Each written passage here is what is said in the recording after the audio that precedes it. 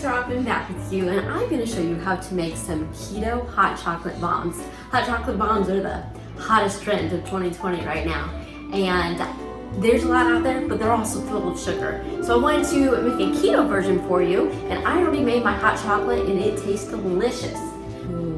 And now I'm going to show you how to actually make the hot chocolate bomb, and I even have some keto marshmallows I'm going to show you that I just ordered on Amazon. I'm going to go check my front door now. They weren't there. We're going to try it back in a few minutes, but right now I'm going to actually show you how to make the keto chocolate bomb. What you'll need is some coconut oil, just a little bit, and some lilies.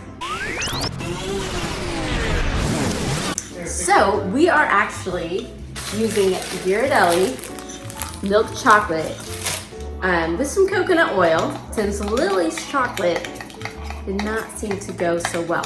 So here we go, filling these are our ice tray molds. They come with a little top. These are the bottoms of it.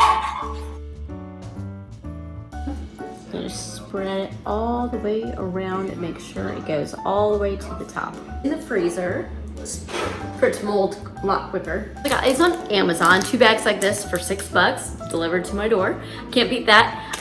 And they are low carbs and sugar free. So I am going to take the leftover chocolate, which isn't much. I'm gonna use some food coloring. I'm gonna use some green and some red for Christmas, and just drizzle it on top. So what we're doing is we are actually dumping these out, but we need to flip and push from the very bottom, because that is the strongest point. And there you have it.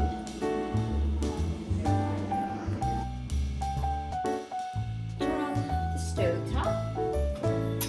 Sugar-free hot chocolate. Then at least one. We'll see how many will fit. Alright, now what I'm going to do, I'm going to come over here, melt that top. Just stick it right on top and seal that edge together.